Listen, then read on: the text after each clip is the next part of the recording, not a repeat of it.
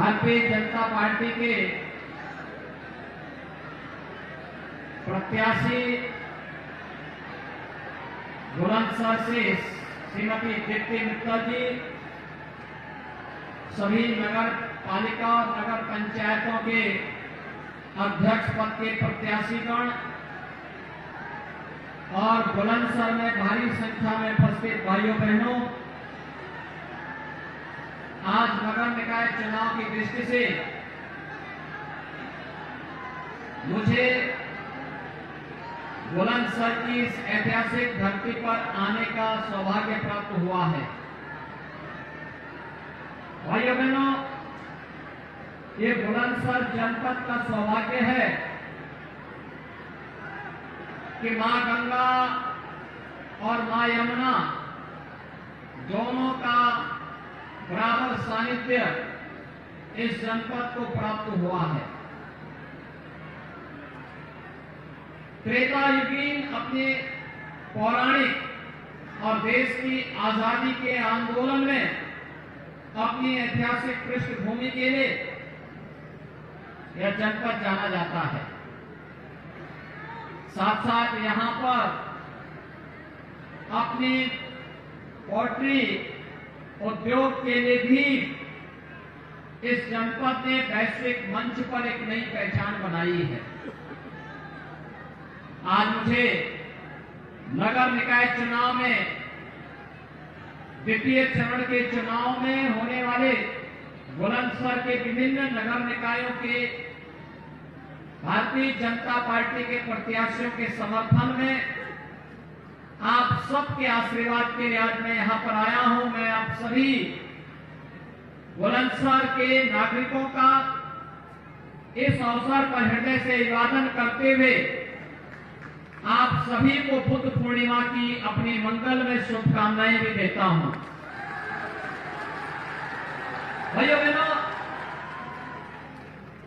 आज से लगभग 2500 वर्ष पहले भगवान बुद्ध ने इस धराधाम पर अपना अवतरण लिया था। दुनिया जब भी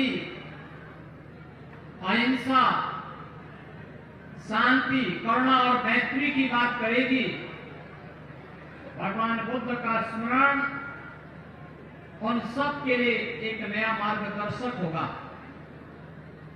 मानवता के कल्याण का मार्ग सारे भारत ने प्रशस्त किया है और आज हमारा सौभाग्य है प्रधानमंत्री मोदी जी के नेतृत्व में भारत अपनी प्राचीन सम्मान को पुनर्स्थापित करने का कार्य कर रहा है। याद करिए 2014 के पूर्व के भारत को अविश्वास देश के नागरिकों के मन में था। जगह जगह अव्यवस्था और अराजकता थी। वैश्विक मंच पर प्रतिष्ठा भारत खो चुका था। भारत के नागरिकों को शक की निगाहों से देखा जाता था, लेकिन मात्र 9 वर्ष के अंदर भारत की इस तस्वीर को बदल करके, अविश्वास को विश्वास में बदल करके वैश्विक मंच पर भारत के प्रति हुई जो एक धारणा थी, उस धारणा को बदलने का कार्य प्रधानमंत्री मोदी जी के नेतृत्व में सफलतापूर्वक आज किया गया है। भाइयों बहनों, एक और भारत का वैश्विक मंच पर दखल, दुनिया के अंदर किसी भी संकट के समय में प्रधानमंत्री मोदी जी को संकट मोचक के रूप में दुनिया स्मरण करके उन्हें याद करती है और उनका आह्वान भी करती है।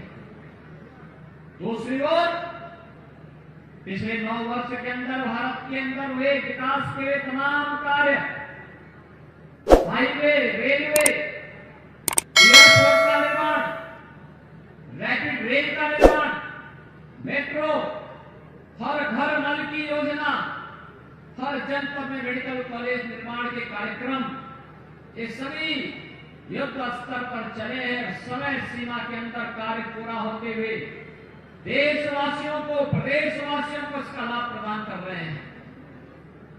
गरीब कल्याणकारी योजनाओं में जो कहा सो करके दिखाया। आपने देखा होगा, करोड़ों लोगों को सिर ढकने के लिए आवास मिल गए, करोड़ों लोगों के घर में शौचालय बन गए, करोड़ों लोगों को धुएं से मुक्ति दे करके उज्ज्वला योजना के सिलेंडर उन्हें कनेक्शन उन्हें उपलब्ध करवाए गए, करोड़ों लोगों को विद्युत के कनेक्शन उपलब्ध करवाए गए, करोड़ों नौजवानों को स्किल डेवलपमेंट के साथ जोड़ करके उन्हें रोजगार के साथ आर्थिक स्वावलंबन की ओर अग्रसर किया गया, करोड़ों लोगों के जनधन अकाउंट खोल दिए गए, करोड़ों लोगों को स्वास्थ्य बीमा का कवर दिया गया। और भाइयों बहनों, भारत दुनिया के अंदर के देश है जिसने कोरोना कालखंड में 80 करोड़ लोगों को फ्री में राशन की सुविधा का लाभ अनवरत पिछले 3 वर्ष से जारी किया हुआ है और 220 करोड़ वैक्सीन की डोजेज फ्री में अपने नागरिकों को उपलब्ध करवाया है। भाइयों बहनों, ये नया भारत है, सबका साथ सबके विकास की भावना के साथ इन योजनाओं को हर गरीब तक पहुंचाने का कार्य हुआ।